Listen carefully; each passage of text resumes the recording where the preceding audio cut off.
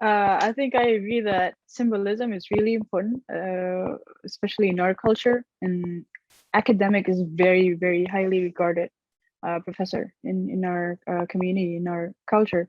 So having academics to kind of like be a driver of this movement matters a lot. And I'm not, you know, probably if you look at, politicians or government, uh, people might think that, oh, okay, that's their job anyway. But now having, people outside the government, outside the politics, to do something that is very, very selfless. It is something that's very, you know kind of like valuable lesson to be having in the future. And thank you so much for, I mean, again, it's a something that we probably haven't thought of it before, that this is kind of like an ad hoc movement. But I think Sonjo and Pak Rimawan should really think about the future and how to create something that's, sustainable in the long run. So it's still be continuing even though the COVID stops, right? Something's really important. So is there any question from the Q&A box? Oh, I have two other questions. I think, is it okay if we address one question at a time? So maybe, continue with the questions, and then the next question, I think is going to be better. A question to Professor Patmadas: what can be the best way of making people understand the danger of COVID-19? There are so many people not complying with the health protocols right now. I think this is something connected to as well with the kind of like the informations, probably the vaccine hesitancy, if you want to go into there as well. How to make people understand that the COVID is really dangerous, and there are a lot of COVID denials out there as well. How should we really cope with that problem? Yeah, thank you, Nikin. I think that's a very, very valid question. And some of this, which we have also heard from Professor Paurav Shukla. So I think what I would say is that, well, it's also about, experiences and so WhatsApp as a system could also be used to really share proper communications. Now, one of the challenges that I think I did ask this question before, I think, to Pak Rimawan about that coordination of messages, the right messages. And well, of course, people are really reflecting on the experiences. So in the case of India, very recently, what happened was that people started really seeing, the adverse impact, people dying all of a sudden, and that too, looking at the age group. So usually what happens is that it's very difficult to control young people. But here, I mean, India is one example where we saw a very, a systematic shift in the infection rate among young people. So, so we are talking about something like 1 in 5 of those people who died were really below 30 years. And that really gives alarm. So it's actually sending alarms, but we also don't want to really, create panic. So the objective should not be really focused on creating panic or fear, but actually providing the right message. So that's why we need to be thinking not just from a public health perspective, like we need expertise, like, like about from digital marketing, for instance, the way that communications can be channeled and in the right format, and for which you would need a coordinated effort. Because if you receive multiple messages, a small group of people saying that, look, we don't need to worry about it, COVID, because, nothing happened to me, and the other group is saying that we need to worry about it, it's not going to work.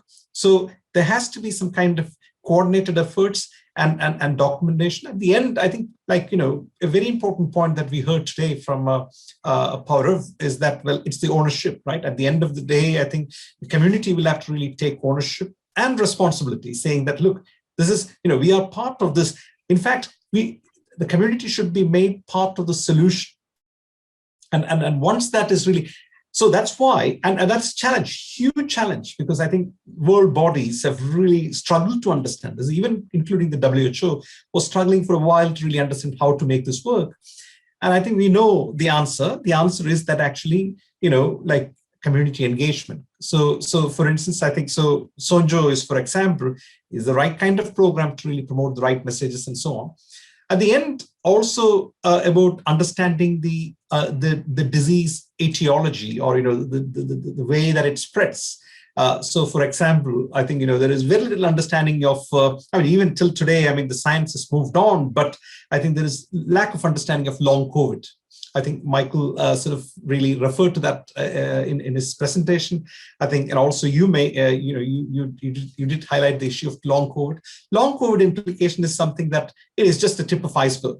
So we don't know. The science hasn't really gone up to that level of understanding the implications of long COVID, because just like any other coronavirus, like this virus really affects the respiratory system, pulmonary systems, and so on.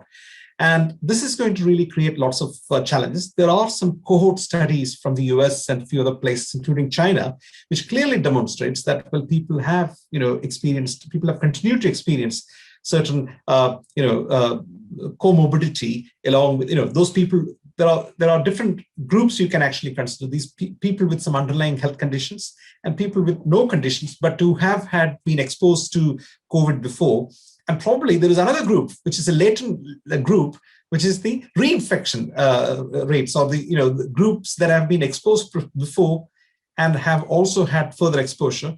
That is actually also a critical group. So but the question is that, well, by the time we come to a greater understanding or better understanding of the challenge, it's going to be probably too late, right? So I think my only kind of reflection on this would be it is better to be safe than to be sorry. So to have that responsibility imparted in minds is actually the need of the hour.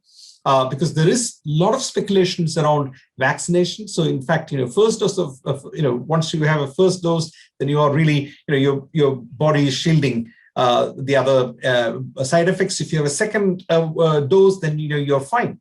I mean, that we don't know yet. I mean, that's still a gray area in science that we need further research and exploration. And that's where I think programs like Sonjo could really provide a very meaningful kind of understanding of different community behaviors. So I'll repeat myself that, repeat again that everything is down to community, and that's the only way for solution. And that also includes knowledge promotion, public health knowledge promotion, coordination of activities like what we've seen. I think, and also the kind of preparation, the ICU preparedness, for instance, in case of tackling emergency. All these will have to be really managed consistently and with greater coordination. I would like to invite other speakers as well to add on this. Maybe Pak Rimawan or maybe Mas Gumilang probably have a experience on how to educate the community and how to use this community-based movement to minimize the negative effect of, like, let's say COVID hesitancy or vaccine hesitancy or a COVID denial. I know there's something probably that we have talked a lot, but in terms of community movement, what has been done, Pak Rimawan? Yes, thank you. So one of the thing that we do a lot in Sonjo is discussing among members, basically, and many members just inform us the difficulty is dealing with the people. But then also we have another problem is actually, somewhat is some politician, the way they give what is that? The statement is somehow contradict to the reality, and that is even challenging actually. And using organization like Sonjo like this, and then we can try to persuade them, and then we can talk to other ministers, for instance. And I said, please, minister, please tell your colleague not to say that, because it's hurting people. It's just like, and saying that at the moment when the COVID is surge, and then all of a sudden one of the ministers said that, okay, we have to mobilize, we have to open tourism, or we need to open a school, for instance. then in that circumstance, then we can do some kind of we can try to discuss with them. And the same thing occur for the people.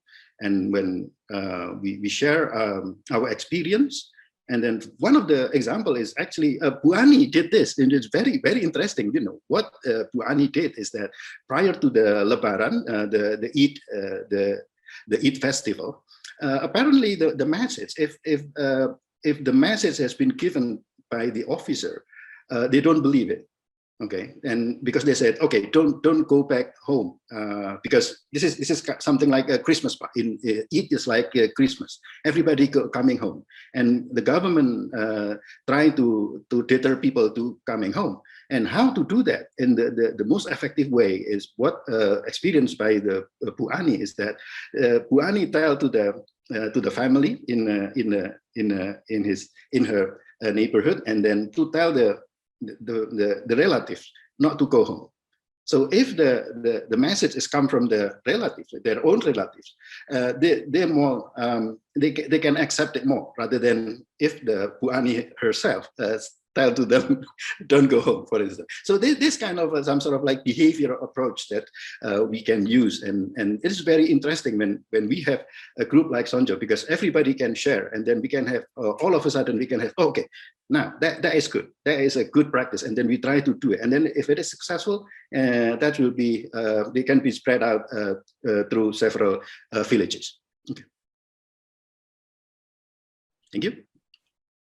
Thank you, Pak Rimawan. So I also, think just to quickly add, because Pak Rimawan also made a very important point regarding Ibu Ani talking to family. I think that's also an important aspect, because at the end of the day, it's also the household behaviors. Like a child or a son or a daughter is looking to their father or their uncles or their brothers or sisters.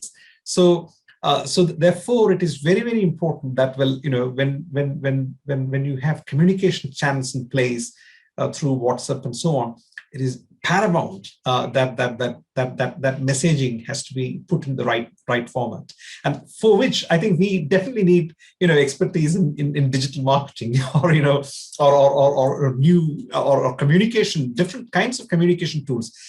And there are HIV is one example.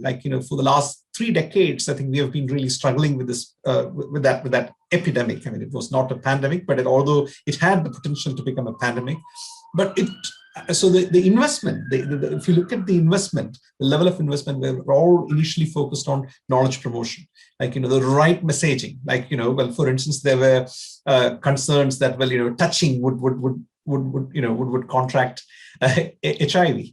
But so these were really myths. So where do you really draw the line? I think that becomes very, very important.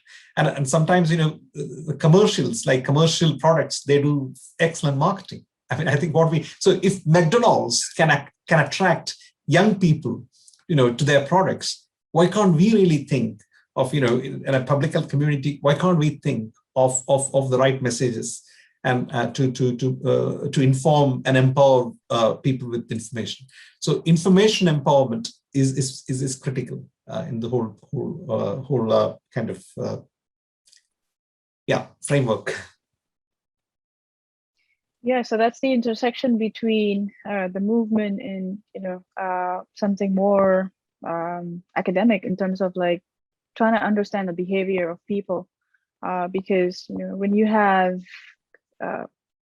contradictory messages from the government, from the politician, from people who are supposed to believe it, right? And and that's tend to be counterproductive in the COVID alleviation, COVID mitigation, and things like that.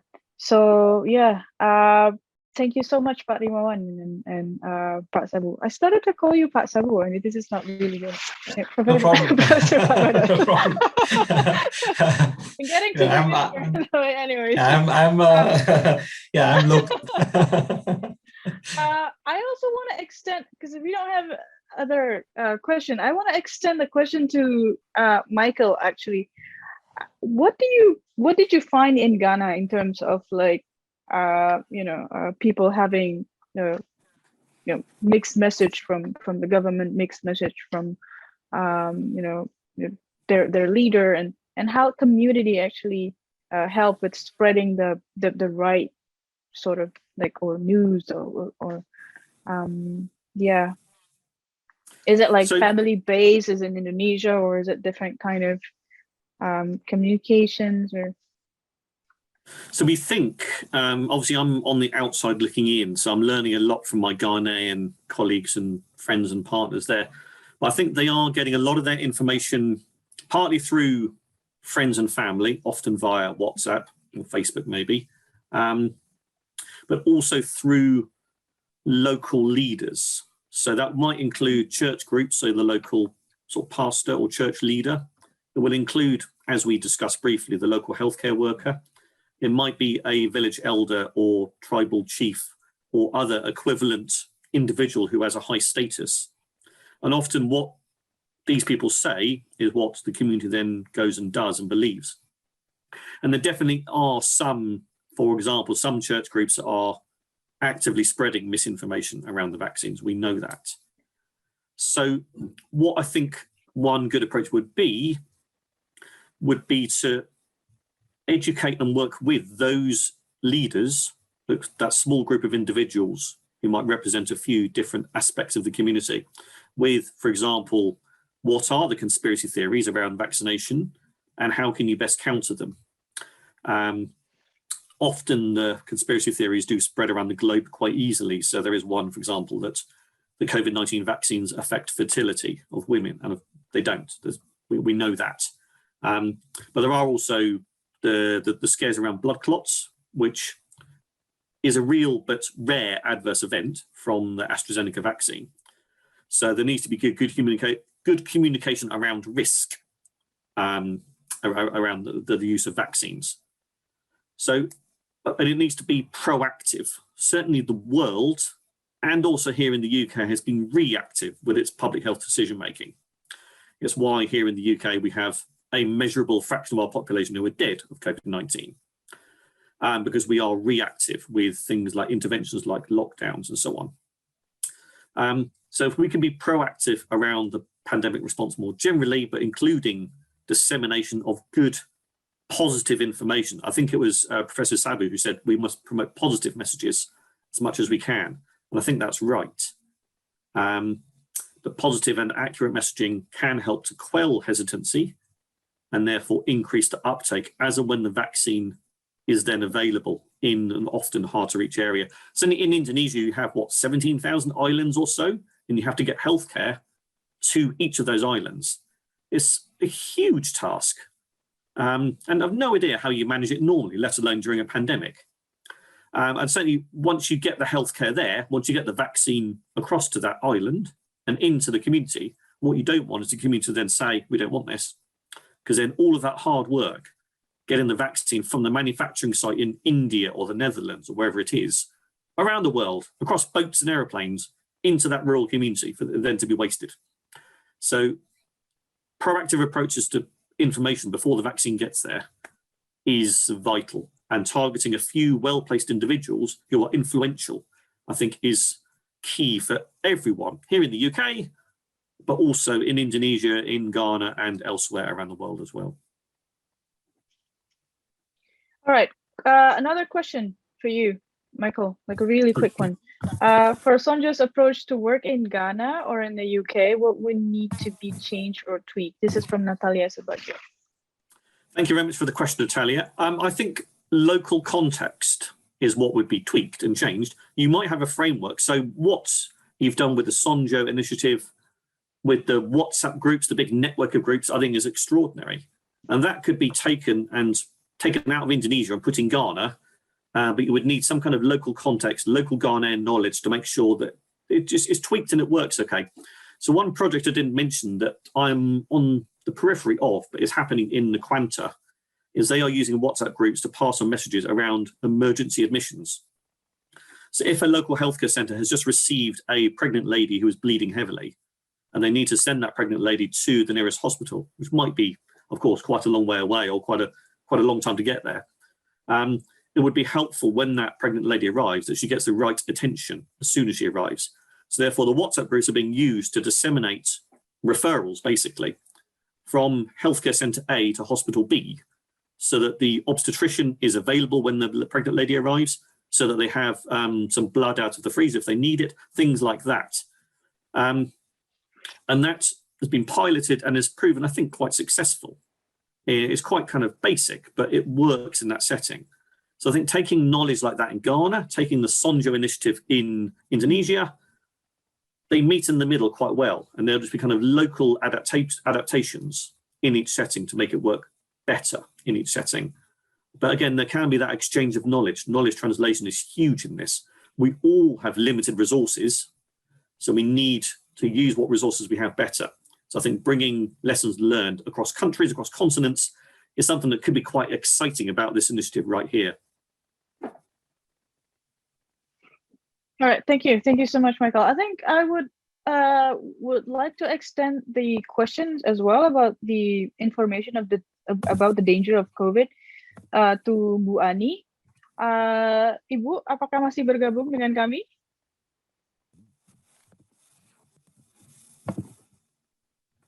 Ibu Ani? Jadi tadi ada pertanyaan mengenai penyebaran informasi mengenai bahaya COVID gitu nggih, Bu Ani. Jadi terutama kalau di desa, kemudian juga mengenai vaksin, kan mungkin permasalahan seperti yang di Ghana tadi juga di Indonesia mungkin ada orang-orang itu ragu gitu untuk divaksin. Nah ini di daerah kemudian di desa, bagaimana ya Bu cara kemudian kita itu mengajak masyarakat supaya hesitansinya, tingkat keraguan-raguannya itu rendah begitu. Ibu masih di mute, kami tidak bisa mendengar suaranya.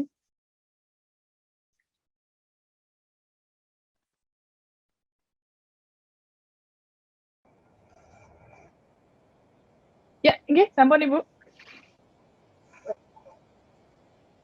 Intinya bukan sosialisasi ya, bahwa kami pemerintah desa dengan relawan-relawan desa lawan COVID-nya tak henti-hentinya turun ke masyarakat memberikan sosialisasi melalui relawan desa lawan COVID baik tingkat RT maupun tingkat padukuhan, karena kita punya relawan yang berjenjang dari tingkat basis yaitu tingkat RT, kemudian tingkat padukuhan, tingkat desa, dan naik sampai tingkat kabupaten. Sehingga kolaborasi kami biaya Mas itu, biaya untuk penanganan COVID saja, kita tanggung bersama-sama. Tadi kita sebutkan, belum kita sebutkan ya tadi, 55% itu yang menanggung adalah pemerintah desa.